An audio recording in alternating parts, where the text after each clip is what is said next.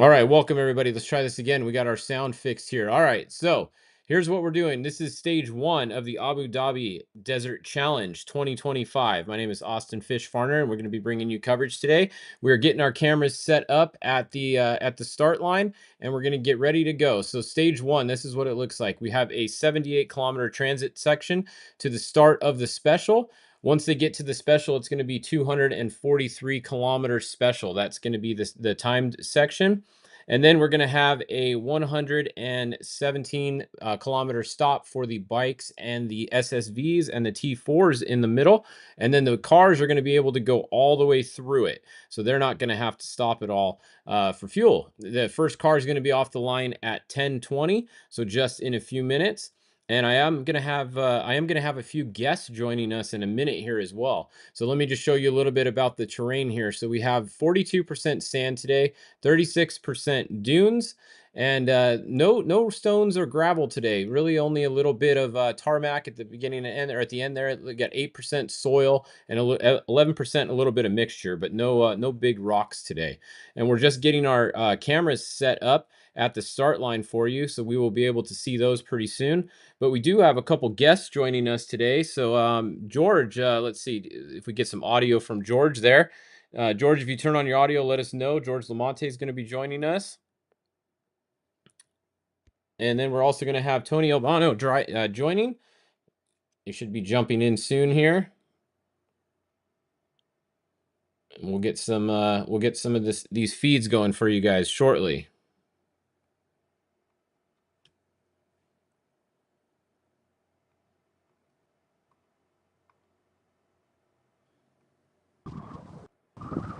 All right, let's see. We're working on them. So we're waiting for our first car to approach the start.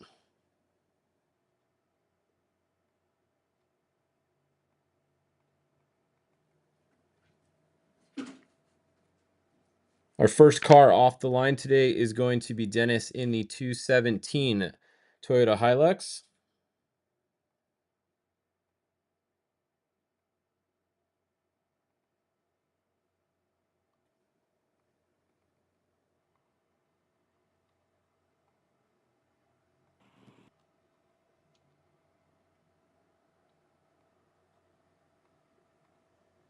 All right, let's see if we can get George in here. George, you hear us there?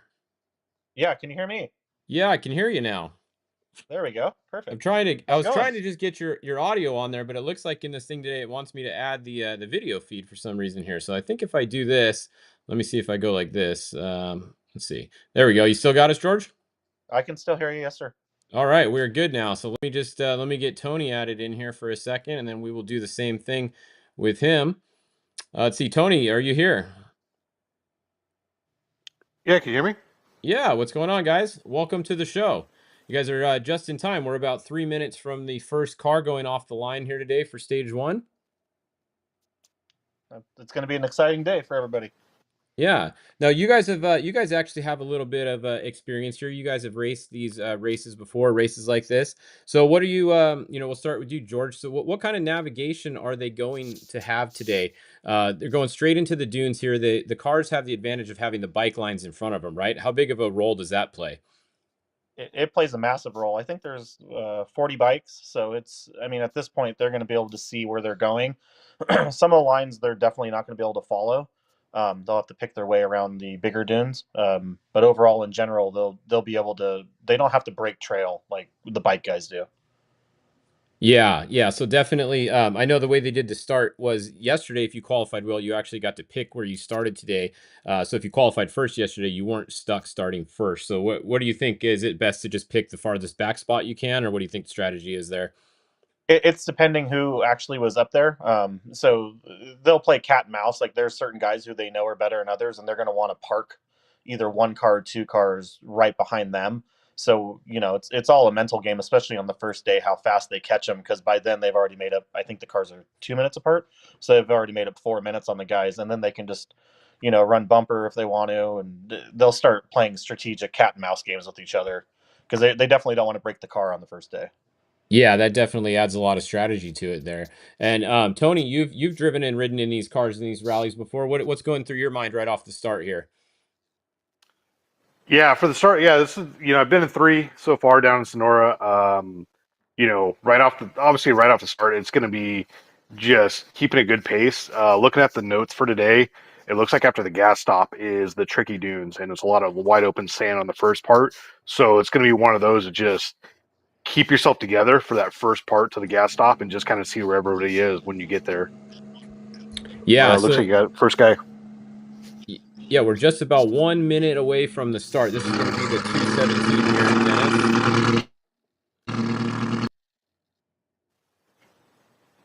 So in about 1 minute, we should have our first car off the line. Hopefully, our cell signal holds up good enough, and it looks like he's taking off right now. We're just working on cell service here, so we're trying to do the best that we can for everybody with these feeds. They haven't found Starlink over there yet. No, Starlink isn't allowed over there. It's not allowed in the country, unfortunately. So it's hard to get a it's hard to get a Oh, video signal all the time. But we do have this at least, so it's better than nothing we got right now. yeah. Yeah. So this is the 214 pulling up to the line next here. So this is another overdrive racing car. Now, George, you mentioned there's a little bit of difference between some of these Toyotas. What is the difference between the old Toyotas and the newer builds? The newer builds, basically, they changed the rules a couple years ago, so the cars were all 86 inches wide approximately, and they allowed them to move up to 90. A lot of the guys, honestly, just added wheel spacers on the cars, and they really didn't change the arms. The fast guys figured out that that was not the right thing, and a lot of these cars got massive suspension upgrades. You'll see on some of the cars, if he drops down, some are running dual coilovers on each corner. All the new fast guys have a big single shock, almost like an old Robbie coilover, it looks like. So Okay. they figured out that's more of a better setup on these cars. They run different spring rates on them, but yeah, this car here I can't tell who that is, but that car That definitely is a that's newer the build. that's the new dad Polish one. That's the new Toyota Overdrive. Okay, That's that's the the God dad cell. and the That's the son Yep, raced last Gazal. year, and those are the ones who got. I don't know if you knew Fish, but they actually got disqualified halfway through Dakar last year when they were leading. Oh, that's not good. So Yeah. they basically jumped out of T3 and bought T1s. So we'll see how this will be their first race actually in them. Oh, perfect. Okay. Well, that's a ways to that's a good step up going from a T3 to a T1. The T3 is basically the modified UTV class is what we would refer to over here, right? Correct, or correct. And they're Challenger to be specific. Yeah, Challenger. Yeah. Yeah, thank it's you, it's Tony. tough trying to keep all the different classes. I'm a desert guy, and so trying to do this is you got to get the rally classes right. But it's actually pretty easy once you get the hang of it. There's actually less classes than we have in the desert racing, so Score has way more classes than they do in the rally raid. Yeah, they So, don't have a two and four wheel drive. They just combined them over there. So Yeah. yeah, yeah, yeah. So this car should be starting off any minute here. Should be going off the start line in a minute. This is going to be the 214 uh, here, and then next we're gonna have another one. So there's a lot of the overdrive Toyotas. That's kind of a pretty common vehicle over there that it's been for years now, huh? that is basically the class winner. You know, the all the new guys are trying to come up and catch that car, but that car has been around basically the same car since about 2011, and then they've slowly just kept refining and refining and refining. It's sort of like the Mini. You know, the Yeah, Mini was, I believe, the BMW before, and X-Ray just kept repackaging it, repurposing it. So, that makes sense. All right, next car is off the line here. and so now remember the four-wheel drives too. Before they all used to run on a 31-inch tall tire, and then they allowed them to move up to 37s here 2 years ago. Yeah, so that's a that's a pretty big difference, for people that aren't familiar with tire size. I mean, it might not sound like a lot of 31 to a 37, but that makes a huge difference in the specifically in the holes. It just the vehicle does not fall in the hole nearly as much. Any kind of rocks, it just lets it go over it that much easier. It's just a huge advantage having the bigger tire. So I'm glad to see that they kind of opened up the rules a little bit and have the bigger tire size now. It is hard though. They still only have 13 inches of wheel. Well, it's 13.6 to be exact, inches of wheel travel. So really, it's like having a, decent built, pre-runner now. The cars look like they have a lot of travel, but they do not. So that's why you have to be really careful to not hit the holes as hard because these cars break super easy. As you can see, they're very spindly down in there. Yeah, that makes sense. Yeah, and just looking at the front, there's not a lot of clearance between where that tire was sitting and the upper fender, so you can tell they do not have a lot of up travel. That's for sure. Tony knows we've discussed all this stuff. A lot of aero on these cars compared to what we see over here in the States. They really focus on that over there because they're trying to run the smallest fuel tank possible because they can't refuel. But some stages are long enough where they allow them to refuel, but overall the cars cannot refuel. So they're really working on efficiency, aero. It makes a big difference over there. You know, basically 3 miles per gallon versus 4 in the dunes. It is a massive difference. So they're fighting for every mechanical advantage they can get. Yeah, I mean, just being in the sand, there's not really any way to use more fuel than being in sand and dunes, right? That's the most amount of fuel you can use is that type of terrain. So I imagine the fuel is very important factor in these in a lot of these vehicles. Yes, you'll hear them short shift too. Like they don't rev them out like we do. You know, you'll see the tax. They unless they're really pushing and they're chasing, they're shifting way early. They're trying to conserve, the whole time out of these things. Yeah, trying to conserve the fuel. That makes sense. All right, so this is Different. this is the 205 here. This is another one of the same ones. I don't know if that was a newer one or an older one. There was that an older build?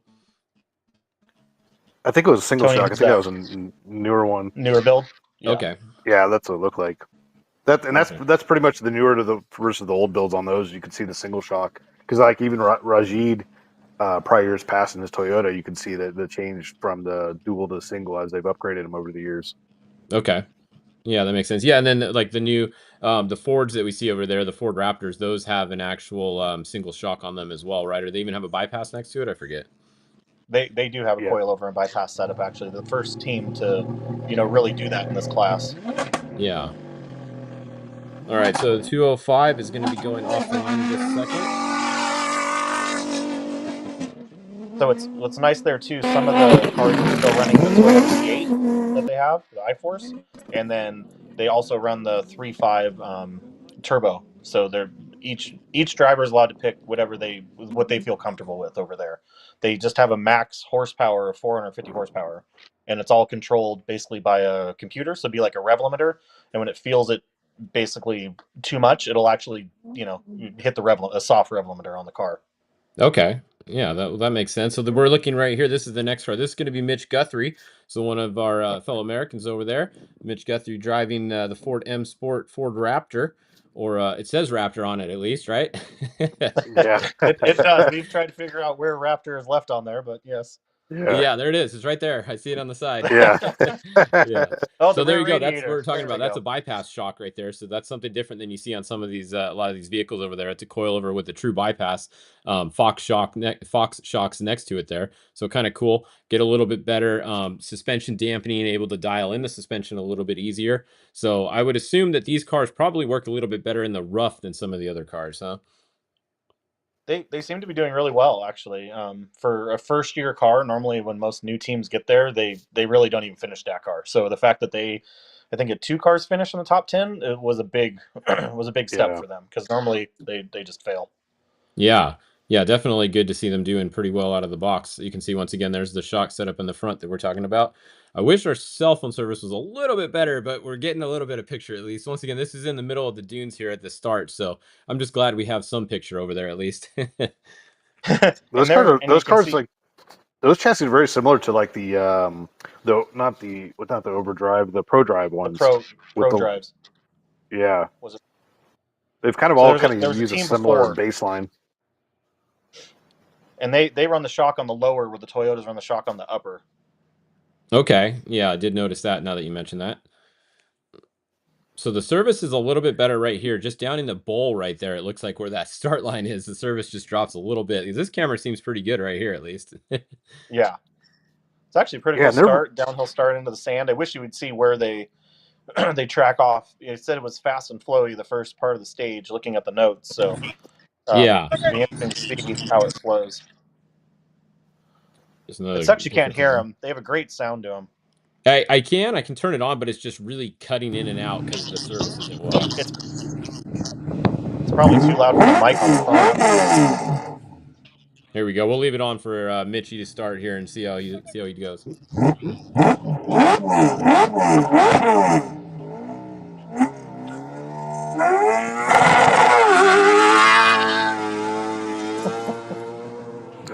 so good. Yeah, they do. Yeah. They really sound good. I believe the Raptors in the States don't sound like that anymore. No, it sounds a little bit different. They got the traction control though, right? That's the same. It sounds just like when you're in the parking lot with your Raptor and you do the traction control, right? It's about the same thing. Exactly. Yeah, flames and everything. Yeah. Well, that was cool. That was good. At least we saw that one. The sound worked pretty decent for that one. So that was Mitch Guthrie right there, headed off the line in his Ford Raptor. Next, we have the 221 is going to be next. It looks like it is Martin Prokop in another Ford Raptor, but a different Ford Raptor. It's a Ford Raptor RS Cross Country, so a little bit different So team. this This this one's was the more like a Raptor. this was the test mule to basically test the engines, the drivetrain, that kind of stuff before they went to the new chassis. Okay, perfect. So there you go. So this is just a little bit of a test car that's now being raced against them. Not doing too bad. I mean, if you're out there competing with these guys, it must not be too big of a mule, huh? No, it I was. I think mean, what they did race it. He raced it, I think, for 2 years before they brought out the M Sports. So what was he was was it full an fledged team. overdrive? He did it's not an overdrive. It's a it's not a South Racing. It's basically one of the older builds that they've repurposed into this because a lot of the cars. There's so many Yeah. people now who want to race Dakar. There isn't enough newer chassis. So a lot of, let's call them the field fillers in the back, will rent or buy the older cars that are beat at this point, and they'll get those. But there is a huge waiting list, sort of like if you wanted a Mason here, you're just waiting at this point. So Yeah. that's how they are. Okay. Well, that makes sense. So the splits for these are every 3 minutes, it looks like today. So starting 3 minutes. Same with the bikes. The bikes are 3 minutes earlier. We do have some bike times. So after this next car goes by, I'll bring up the time sheet and show you guys some of the bike times so far. They're about halfway through the stage, or a little bit more than halfway at this point. Great. What do you guys think is harder, riding a bike or a car as far as the navigating? It's got to be the bike, right? Or is You it know, easier because you can get Yeah. away with going other spots easier in the bike? it's just easier to It's turn. Look, I'm nowhere near their pace, but I feel I'm a fairly decent rider. Um, in the car, trying to adjust from a bike to a car, it was very hard for me. Um, on the bike, you can ride. It's easier to follow trails because if you're a good enough bike rider, you can basically follow the lines. They're not as fast as they are, but you can just, oh, look, they're over there. Go that way. So, Yeah. but it does on a bike though. It's a lot more challenging because you're by yourself and you don't have that secondary. Hey, are we on the right trail? Because you'll see someone going the wrong direction, and that is the hardest thing to trust yourself mentally that you are going the right direction.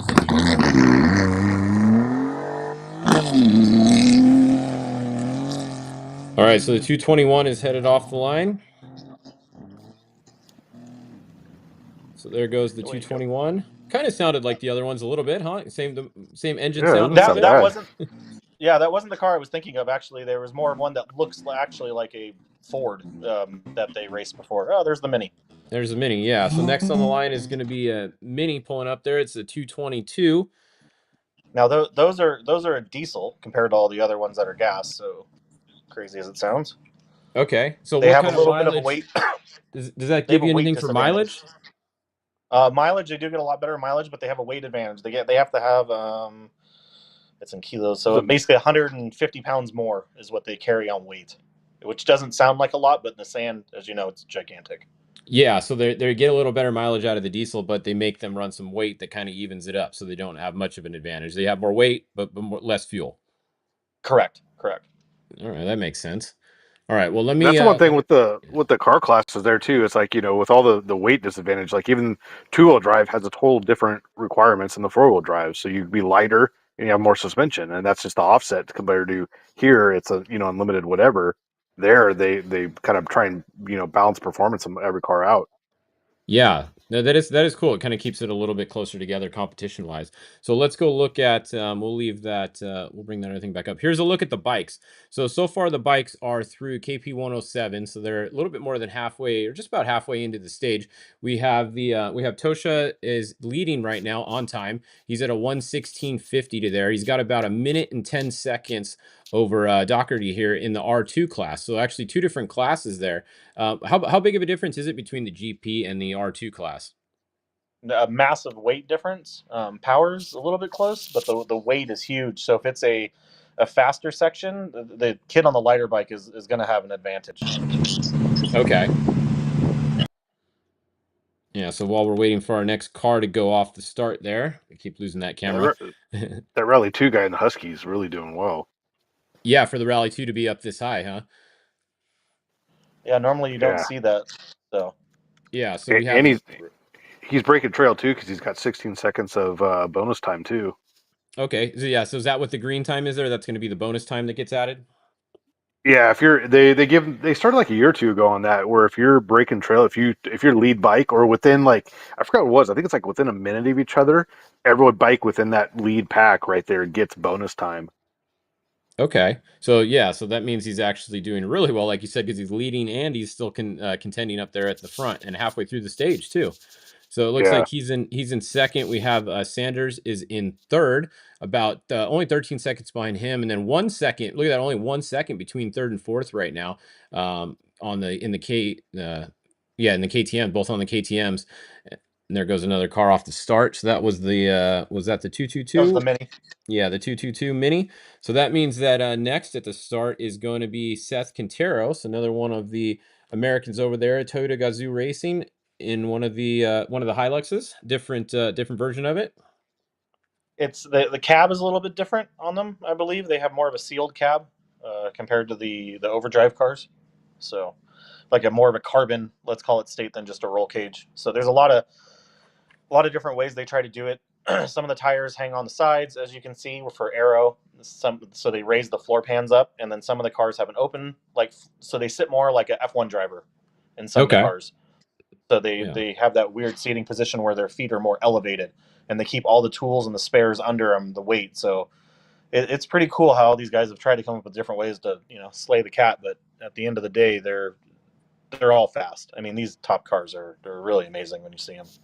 Yeah, these things are super fun. Just how much they hook up, and you can really throw them in a corner. And I was talking to Seth before he went over there, and he said the hardest part of this rally is just the dunes and how they're a little bit hard to read here, and they'll just drop straight off on you, and you can kind of just nose plant right over them. And he just said it's kind of different than anything that he does anywhere else. The dunes are really gnarly in this rally, is what he was saying. That's what they're saying. The last half of the stage is all the broken dunes and large ascents and large descents. Yeah, yeah. So you really got to watch out. So you can sort of see fish. They actually used to carry the spares on the back of the car like we did here, and then they figured out that the cars actually liked the weight more mid aft on the cars. So they basically hide underneath there, right underneath the Red Bull and the R. They're inside there, the little cubby. Yeah, and the little door there. Yeah.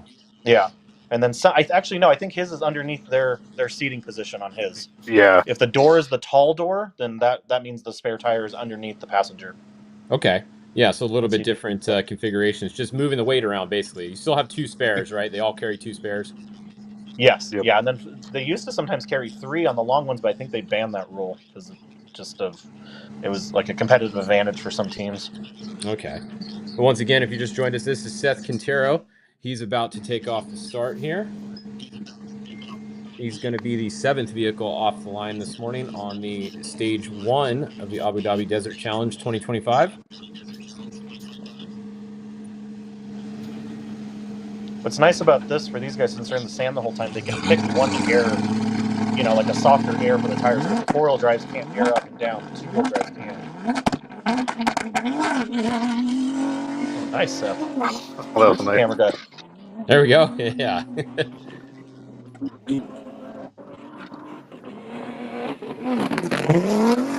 Our signal's breaking up a little bit, but we still got some. Man, they We're would going they with wouldn't what we like got. ripping out like that at Darren's. No. So just so you know, the timing marks aren't like when you start. Even though those guys are starting hard, the timing mark is usually you can't really see it, but it's up about 100 meters basically. So they don't want you to be roosting like the flag people. They ask you not to, but these Y- guys, they're getting Yeah. Yeah, paid, so they're trying to make every second they can. Yeah, I mean, the faster you're going when you hit that timing start, I guess that's a little bit of an advantage already, right? Just 1 second. Yep. yeah. Yeah. All right. So here's Here's the Yazid right man of here, the right? hour. Yep. And he's So this is the basically Dakar champion. yep. Guy's amazing in the dunes. Him and Nasser. Yeah, well, they're pretty much locals over there, right? In the dunes, just about. That's where they're testing all the time. They're from not far from there, so they get a lot of experience in the dunes. No, totally. Yeah, always watching helicopter shots of those guys. You see them just the way they attack and they read the dunes. Obviously, the follow, there's a lot of lines they're following, but the way they attack them is crazy. Yeah, yeah, that's what it takes, especially this rally. It seems like it's mostly all dunes. So if you're fast in the dunes, this is really a rally for you. If you don't like the dunes, then you're probably not going to do very well in this one. No, and this is something that they're having a discussion with, like about going for like a T3 car or T4 car where you don't shift, and then the guys have to jump into the T1s. That some of them like have never driven a manual, as crazy as it sounds, or they're that comfortable with the manual. So like with any manual car on the dunes, you can't stop on like a uphill at all. Where a Can-Am, you can and basically can get away with it because of the belt. Yep. But these cars cannot, so you always have to be pointed down. Your shifts have to be super clean. So it's been an experience for those guys, the Americans, to go over there and have to develop the skills to shift and pull the e-brake and do a lot more stuff in the cab than they've ever done. Yeah, yeah, that definitely makes sense. So Yazid is going to be 8th off the line here. He's running the 201 number on his car. I guarantee he'll come off hard. That Yeah, thing's this would gonna be a good leave. start, huh? I think that's why the camera guy moved. Yeah. He knows what's coming. He thought he was safe. Yeah. Appears to be windy over there. It definitely looks like it's a little bit of breeze today, huh? Here we go.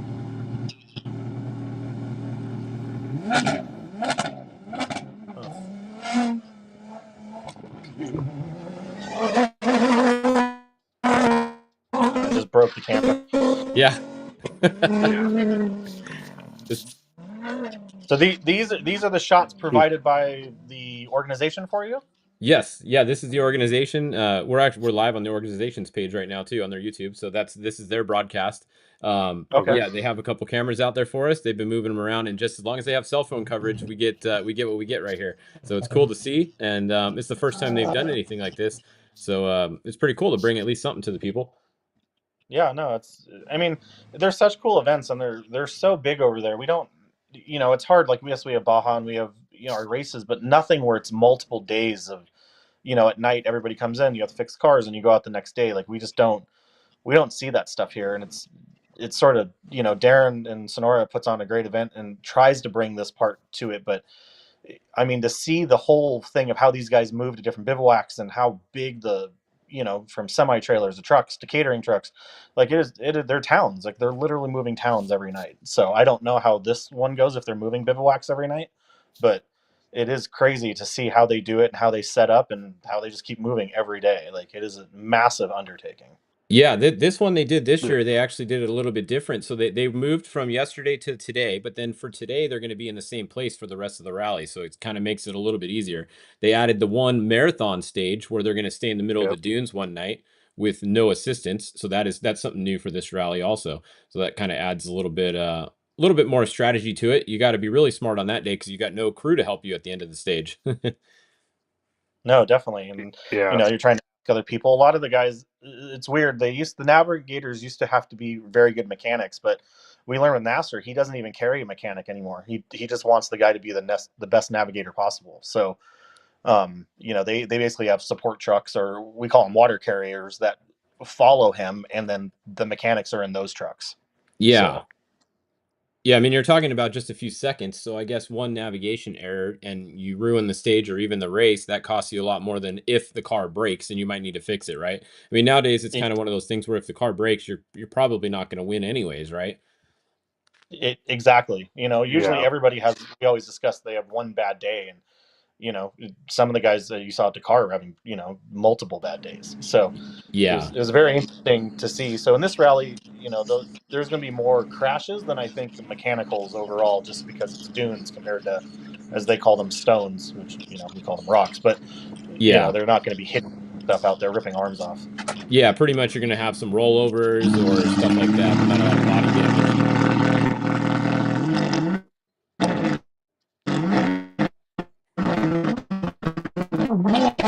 The camera always seems to die right at the start. Yeah. There we It's go. always The crystal the clear right sound till is he drops actually the hammer. overloading the bandwidth right there. Yeah, I think it's the sound. The sound waves are throwing off the signal at the start. So for us with the guys racing in the trucks, we have Seth and Mitch. We don't have anybody. There was the short course kid. He's not racing in the Challenger class. I can't remember his name. And then we Yeah. don't have anybody in T4, correct, or No, whatever it is. that's it. The Yeah, No. the only Americans that are there, we got 2 on bikes. We got Ricky Breivik and Skylar Howes, and then we have Seth and Mitch in the cars, and that's it for this one. And then this is Jow here in the other mini. He actually, I got to meet him when he was at Sonora, and then over in Portugal, I got to hang out with him. He is a really good kid. He puts in a lot of time training, so he'll race Can-Ams on weekends when they're off and not racing the mini, and then if he's not racing the mini, he is testing the mini. So the amount of time this kid puts in, he finished 8th this year. Yeah, I think he's only, let me say, 21 or 22. So he also is he's going to be one of the young drivers coming up in the sport. So Yeah, up and comer. That's kind of a cool little wing they got there, so they get some air in there, huh? And so they can hand out anything they need to, like a book or anything. Yeah, correct. the time cards. Time Yeah, cards. they still do time card stops, so they'll do physical stops with time card. The time card is one of the is not so much for us here anymore, but it's time card in this type of racing is very important. You lose your time card, huge penalty. Okay. There's a lot of penalties that are not known for these types of events. That even tech inspection. If you're late for your designated time for tech, you can get time penalties. I like that. It keeps it very organized and running smoothly, I would assume. Yeah, yeah. Everything runs over there like on clockwork. Like literally, they have, on all the start of these, they have all the rally clocks there. That is rally time. Those clocks are designated everywhere throughout the bivouacs, so you always have notation of time. And so whenever they release their bulletins, like through Spotify for all the times, everything's based off there for you to be present. Yeah, it's very accurate. Yeah, that's definitely cool. Yeah, all of these start times today have been right on time, so that's it's very good to see that. Yeah. So next we have this is the 240, like you said, Zhao. It's going to go, and then we have the 226. Another one of the Ford Raptors is going to be behind him, and then that'll kind of wrap up our top 10 or 11 off the line. So we'll watch a couple more cars go, and I really appreciate you guys coming on and giving some of this background information to everybody today. It really helps. It really helps out a lot. We appreciate the invite. Thank you very much. Yeah, no, Yeah. thanks for the invite. Yeah. We'll watch. We've got to watch at least through Nasser to go, right? Oh, definitely. Did Yeah. Skylar get out of the? Is he up in the top 10? Does it say on the bike stuff? Skylar is in the 10. All right, there we go. Yeah, So there's submitting. Yeah, bikes haven't made it to check or kilometer 164 yet. Yeah, I I think can they're in the neutralization right now. Yeah, so they're getting they're at the refuel right now, I guess, right? That's where that would be. Yeah, somewhere in between there. I think it's like a 30. I forgot what it said. A 30-minute neutralization for them. So the map is working now. So the map is working once the cars start. They turn the map on, and we can kind of see where everybody is. So they're back on the road again. So we should get some more times once they get going again. You can see these guys have gone past 164. So if we go back over to here and change this to the 164, we have 3 riders through there. Oh, a couple more just came through. Perfect. So we got 5 riders through the 164. So we have Daniel Sanders right now is showing in the lead, but we got to wait for a couple of these other guys that were up top to come through there because it does work off corrected time as always. Correct. So they're on the bike guys are on the transit right now. No, they're after the refuel, so they're back on the stage and going again. Okay. Yeah, they're at kilometer or KP 164. They just passed. So here's a look at just for those of you guys just watching, this is what the stage looks like today. So we're watching right here at the DSS. That's what these cameras are. They are just past the 117 kilometer mark where they got fuel, and now they're probably somewhere around here around this corner. They're not quite to CP1 yet, which is 205. So yeah, they're probably right around here on the orange section here. And as crazy as it sounds, some people look at those maps and they go, "Wow, that's a big sweeping corner." And people believe that much. So those aren't just one big corner. There are many, many corners in between all those corners. So Yeah. it's just how they do the map. Yeah, was that Ekstrom? Yes, that was Mateus there. That was Mateus Ekstrom. Yes, he just went off the line. So that was one of the. I think that's the last Ford Raptor that's out there today. I think there's only just two of those ones actually of that built on. It's Mitch and Mateus there. Oh, so Carlos Yeah, is not racing? No, not Carlos or Nanny's not there. No, yeah. Just those two. Let's go back over here. So back on the line, we have our next car. It's going to be Eric. Is this the father son one you were talking about earlier, or no? Yeah, that's the son. He's Yeah. the one that he got DQ'd halfway through last year in the Challenger. Okay. All right. Yeah, So now in he the was T1. he was basically pulling a Brock last year in the Challenger class. Yeah, he was just way ahead of everybody. Yep. Yeah. Yeah, he's an amazing driver. It'll be interesting to see how he does in the truck for the first time. Cool. Well, he's about to start. We'll find out in just a minute, couple minutes here. And they give great interviews too. The dad's interviews Yeah. are magic. Awesome. Okay. The kid's got such much enthusiasm and excitement every time he's being in an interview. It's great. We'll have to try to get some interviews with them for sure then. All right, so that is looking at the start line right now. So that's the 213. And we have one other car, and then we got Sebastian Loeb in the first Dacia. Am I saying that right? Is it Dacia? Yeah, Correct. I think yeah. Yeah.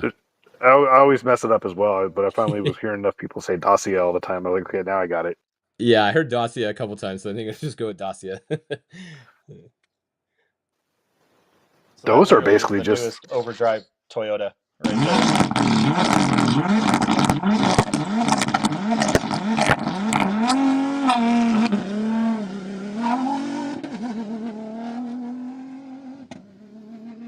Not afraid to use the chip. Yeah, there we go. those Toyotas sound so good. They really do, huh? Especially off the start. All right, here's another Toyota. So this is the 218. This is Saud. I was going down this list and I'm like, oh man, a lot of these names. Yeah. You're Very just good at pronouncing the first pronouncing one. these. You're not doing the second one. Yeah. Yeah. If you hear me say a I number know you were only, that pronouncing. means You were talking about some of the bike riders yesterday. You're doing the same thing. You're like, he's from Poland, and yeah, yes. Steph. Here we go. Steph's on the way.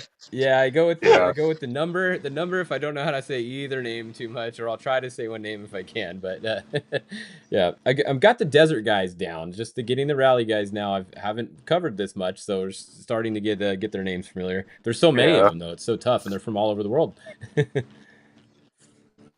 You'll see Yeah. too by There's the some. end of the rally how that fender looks very nice in carbon fiber. Every time they go to the start line, the cars can't go without fenders, or as much as they can, they get docked. So you'll see duct tape being used a lot more towards the end. This place doesn't have as many trees, so you probably won't. But we were laughing during Dakar, like everybody was just missing fenders, so a lot of duct tape and cardboard. Okay. So every day you have to start with that, no matter what happened the day before, basically. Well, and Correct. you have to think the cars are so close on weight. If you're missing body panels, you're not coming in on weight. So a crash Oh. they'll allow it, but I think if you like hit multiple trees and you lose the weight, then they will start docking you. So Yeah, that makes sense. Yeah, there's a video I was watching. Someone on YouTube had a really good video of just cruising on the bivouac, and it showed them all when they come in from liaison. They come in the bivouac, they hop on the scales, and then before they go.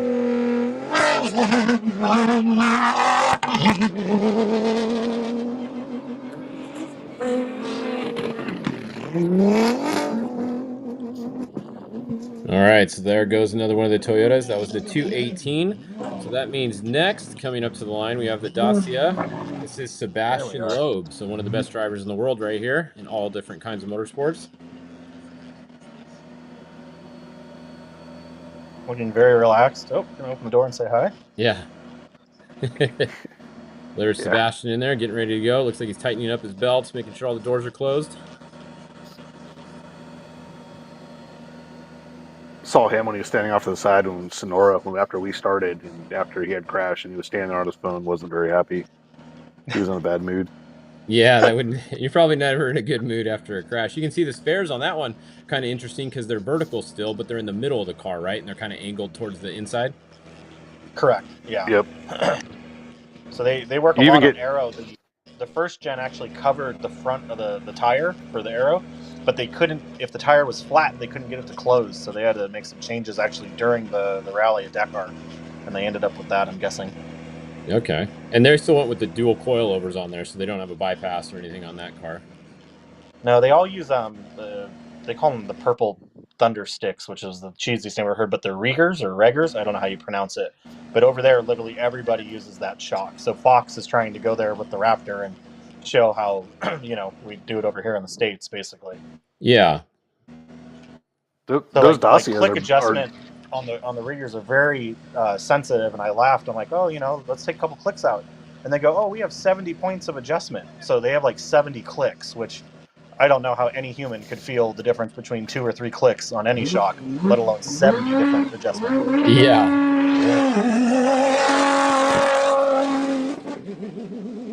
So they're actually running a Nissan twin turbo power plant in those cars. Okay, so it's a Nissan engine in there. That's good. I did not know that. Yeah. Yep. in that Dacia. Those are just reworked the pro drives from last year when he was running that long body in his Red Bull one, the red one. It's basically that same chassis, just a reworked body. Those Okay. Dacias. So pulling up next, we have the 203 there. It's going to be Lucas Morales.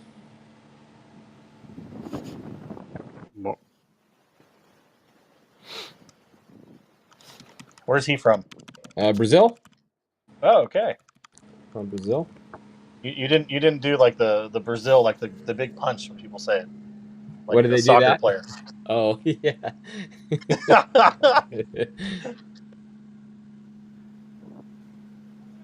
Yeah, that was the other thing. I had to learn all the abbreviations real quick, or try to guess on some of them. Yeah, for the different countries. Yeah. Yeah. Yeah. The globalness of everyone there, especially when you get to the T5s, you get the big trucks and you get the Russians.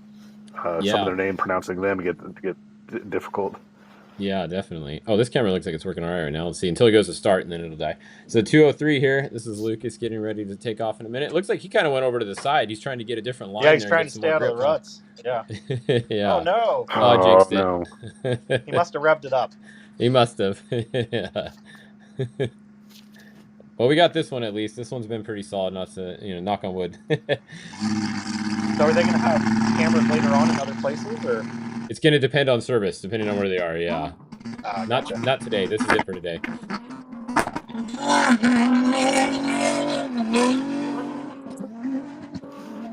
So you're not drinking a coffee and pulling an all nighter then. You'll just pick up in the morning when they finish.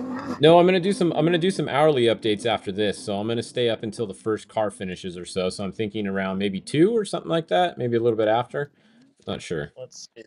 That one paper will sort of break it down, they guess. So it Let's says. say 4 hour for the special. Yeah, I'm reading right now. Yeah, so maybe 3. Last crew, first bike, first competitor. Yeah, so 2-ish would be a good time. Yeah. So here's that screen that he's talking about there. So estimated time, they're estimating 3 hours, right? 306. That's what that means there for the estimated stage time. Yeah. So 13:26 or so. Oh, actually, yeah, 306 from when they started. So 10 plus 306. Pretty much. Yeah, so we'll see. We're gonna try to get some interviews. I don't know if we're gonna today we might be able to get some at the finish, but then the other days we're gonna try to get some at the bivouac at least when they get back there. So we'll see. We're kind of playing it by ear at this point and see what happens since it's the first time doing it. But we'll see how it goes. Great. So back to the Yeah, I don't know. start. I think this is actually gonna be let's see where to go. I think we It's have Nasser. Nasser. Yeah, Nasser should be lining up here. So He wants to Nasser hunt Al everybody down. Yeah, he started or he qualified first yesterday, so he got to choose where he got to start today, I guess, huh? Wow. He went way in Yeah, the I think. back. Yeah,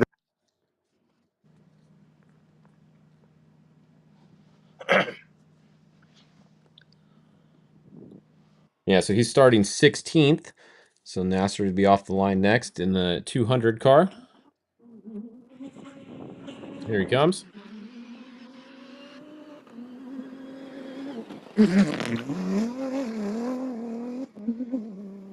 I'm curious how many guys he picks off. Yeah, he's going to be fast, huh? Physically. Yeah. Who did they say who the navigator is this race? I know he changed. Looks like Edouard from France, French navigator. Oh, I think it's the same. Frenchman he yelled at. I think it's the same guy from.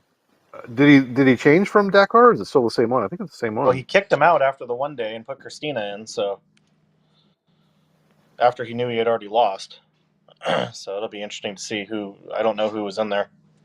Yeah, I'm not sure. I haven't seen them in person yet anywhere.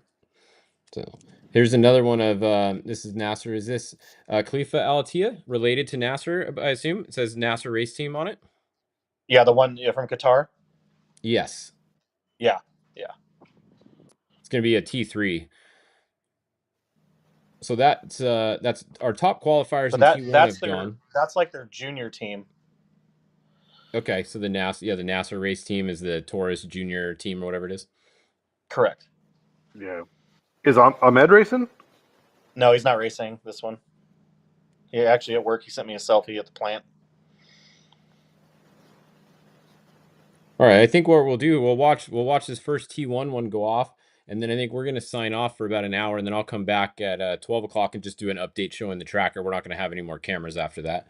But thank you guys once again, George and Tony, for joining today. That was really cool having some more insight in it. And any other days you guys want to join, feel free, jump on whenever. No, Yeah. no Yeah. problem, man. No. We appreciate it. Thank you so much. Yeah. No. I Yeah. really appreciate it. It's nice having some knowledge of the cars and a little bit of listening to the background and how everything works over there. So here we go. Here's our first T3 Challenger class. There we go. Those Taurus are Alrighty. interesting. When you look at them, they're all the arms are interchangeable per corner. Oh, all four? Yeah, the lowers are interchangeable, and I don't remember if the upper. I thought the upper was too. I don't remember. I don't think there The was a upper front was and rear you on them. flip it. Yep. So Yeah, they can go front or back, and the spindles can be used front or back. It's pretty crazy. That is pretty smart. So you don't have to carry very many spares. One spare fits any corner. Yeah. yeah. Any corner. Yeah, no, it's Yeah, pretty definitely interesting. cool. They try it with some of the T1 cars, but they sort of got away from it. So Okay. All right. Well, here's a look at our leaderboard before I sign off real quick for everybody. This is the bikes. So as we said earlier, we have what do we got? 9 bikes through the longest part so far at kilometer or KP 164. It's all GPs up there. The one R2 was Doherty 2. He hasn't come through yet. So once he comes through here, he may jump back up into third or so where he was before. But that's what it's looking like in the bike standing right now. Obviously, the cars just started, so I don't think we're going to have any update for them yet, but we can look. Let me see what's the soonest. We got 6 of them through KP 33. So here's the first 6 cars that have gone through there. We have the 222. One of the minis is actually the fastest to there on time so far. Kind of interesting. nice. And then we have the overdrive cars here. Let's see, Mitch Guthrie started 4th. He's currently 5th. So yeah, so far definitely the mini from Belgium there, the 222, they started 6th and moved up to the first spot. So they're definitely on the gas early today. I believe he was the one who flipped during Dakar, hit that big wall and had the great pirouette crash. I believe that was that car. Okay. All Yeah, I right. think. Well, he's Or, going or for was it, that right? Chittery? Wasn't that Chittery that or no? No, Yeah, I Oh, think look you're at right. this. Oh, Seth. Seth Quintero just came through. He bumped straight up to the top. So Seth Quintero now in the number 1 spot. good job. KP 33. So Seth is on it out of the gate. So this would be cool if we had like one Starlink to see how close the guys were. I Like know. it'd be If we could very have interesting. the Star Stream with the in-car in there would be awesome, right? You know, Yeah, it would be. It would Y- be. It's Yeah. interesting to Well, hear him too, because some of them are. Seth is very clinical in his driving compared to hearing some of the other guys like laugh and banter. Seth does not. He is very straight up clinical in his driving and his navigating. yeah.